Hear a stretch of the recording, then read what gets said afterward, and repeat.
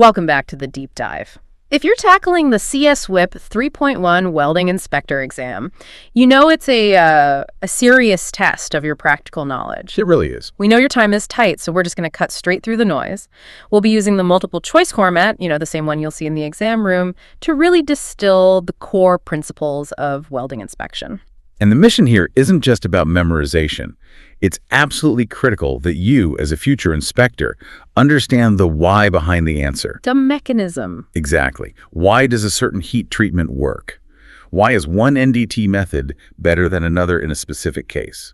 That context is what turns someone who can pass a test into a really brilliant inspector. That is the key. So let's jump right in. We've got 4 crucial concepts, starting with something that's just fundamental to structural integrity. Post-weld heat treatment. Specifically, let's look at the nuances of stress relief. Okay, let's unpack this and really think about not just the benefits, but also the hard limits of the process.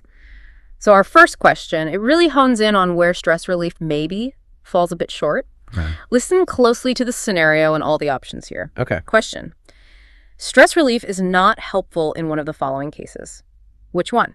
Your options are A, in improving resistance to stress corrosion cracking, B, in dimensional stability after machining improving, C, in lowering the peak residual stress, and D, in softening the steel. The correct answer here, the one that reveals a really key limitation of the process, is B, in dimensional stability after machining improving. Right. And this question it's a bit tricky. It's designed to catch you out if you've only memorized the general benefits. Yeah, it's about the nuance. It's all about the nuance. The truth is, stress relief is performed to improve dimensional stability, but it's fundamentally a preparatory step. It's not a corrective one. Okay, so let's break that down. Let's look at the other 3 options, the ones that are definite benefits. Option C, lowering the peak residual stress. I mean, isn't that the entire point of the treatment? It's the absolute driving force. You weld something and the metal expands and contracts unevenly, right? Right. That locks these huge internal stresses into the structure.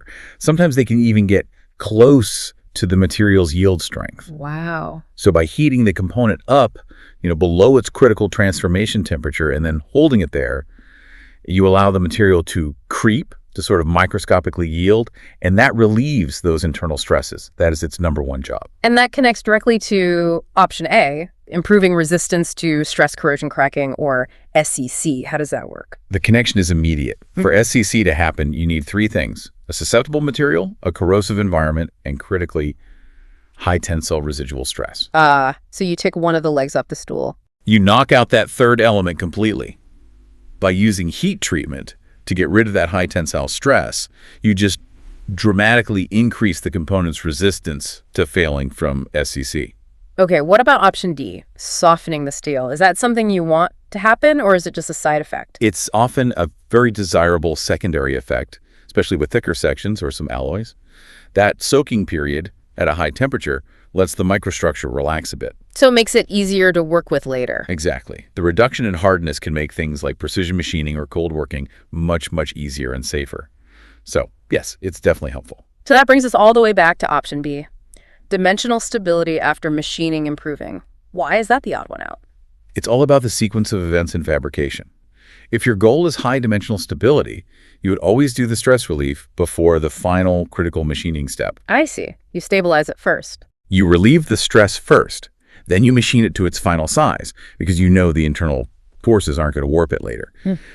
If you try to stress relieve it after final machining, any movement, any slight dimensional change would destroy your tolerance. So even if it's stabilizing it, it's ruining the finished product. Precisely. The treatment is for preparing the material, not for fixing the stability of a part that's already finished. The test wants you to know that sequence. That's a great distinction. Preparatory versus corrective. It's a fantastic takeaway for out in the field. So we've talked about controlling invisible stress. Now let's pivot to finding invisible flaws. NDT. Non-destructive testing. Specifically, let's talk about volumetric inspection. And this is where it gets really interesting.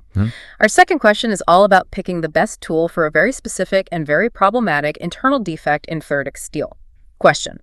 Which of the following methods of NDT would be most likely to detect lack of side fusion in ferritic steel welds? The options are A, penetrance, B, magnetic particles, C, radiography, or D, ultrasonic flaw detector. Okay. And the correct answer is D, ultrasonic flaw detector. Right. And Lack of side fusion, or LSF, can be a real nightmare to find if you don't have the right tool. What is it exactly? It means the weld metal. Rah. It just didn't fuse properly with the sidewall of the joint. It leaves a very tight linear gap, and crucially, it's deep inside the weld. Okay, so since it's deep inside, we can probably get rid of the surface techniques right away. Absolutely. Penetrance, option A, and magnetic particle, option B, are fantastic for defects that break the surface. Yeah. You know, things like a small toe crack or porosity that comes through the cap. But not for this. Not for LSF. It's an internal subsurface defect, so those two methods are completely out of the running. Okay, that leaves us with the heavy hitters, the volumetric methods, radiography, RT, and ultrasonics, UT. So why does UT win out over RT when you're hunting for lack of side fusion? It all comes down to the geometry of the flaw. Right. LSF is what we call a planar defect. It's basically a flat crack, often oriented vertically, parallel to the direction you welded. Now think about radiography RT. It's like taking a shadow picture with X-rays. If you try to take a photo of a playing card, but you hold it perfectly edge on to the camera, what do you see? Almost nothing. It practically disappears. Exactly. Because LSF is so thin, and it's often perpendicular to the path of the radiation, the difference in density is just too small for the film to pick up reliably. Yeah. You could easily miss a really catastrophic flaw. I see. But UT is different. Completely different. UT uses high-frequency sound waves. We angle the probe, the transducer, so the sound beam bounces right off that fusion face. And when it hits the gap? When that sound wave hits the gap from the LSS, even a tiny one, it acts like a perfect mirror and reflects a huge amount of energy right back to the sensor. So you get a big, clear signal. A very clear, strong signal. It makes UT just exponentially more sensitive and reliable for detecting and sizing planar defects like LSF or internal cracks. For internal integrity, it's the champion. So, for critical butt welds where these planar defects are a risk, UT is basically non-negotiable. It uses the defect's own shape to its advantage. You've got it. You have to match the NDT method to the potential flaw you're looking for. That dynamic, RT versus UT, is something you'll rely on constantly. But let's shift our focus. We've been looking at finished welds. What about quality control before the welder even strikes an arc? Pre-weld inspection, very important. So inspecting the plate edges before welding even starts. Here's question number 3. Let's hear it. Question. You suspected that Ferdic steel plates, which have been edge prepared, contain cracks in the prepared edges.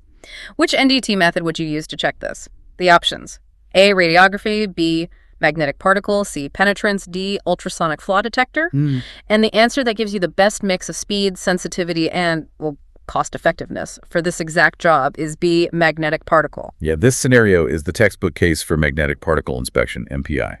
You have two absolutely critical pieces of information in the question. What are they? First, the material is ferritic steel. That means it's ferromagnetic. It can hold a magnetic field.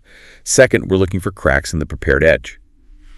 By definition, those are surface or very near surface flaws. So because the material is magnetic, should we almost always default to MPI over something like, say, penetrant testing? For ferritic steel, generally, yes. MPI is incredibly fast and super sensitive.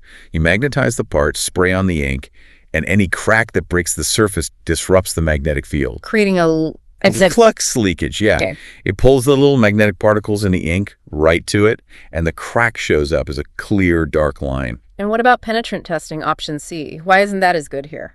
Well, PT relies on capillary action, right? The liquid penetrant has to seep into an opening. On a freshly cut or ground edge, the surface can be rough, a little bit smeared over. I see. PT can sometimes struggle with that. The opening might be closed up, or the roughness gives you false indications. MPI doesn't care about that roughness because the flux leakage happens no matter what. It's just more robust and efficient for this job. And just to be clear, using radiography or ultrasonics here would be Massive overkill. Yeah. A huge waste of time and money for a surface check. You don't bring a crane to lift a cup of tea. Right. RT is for what's deep inside, and UT is for complex internal flaws. MPI is the perfect, simple, sensitive tool for that vital pre-weld check to make sure you're not welding over an existing crack.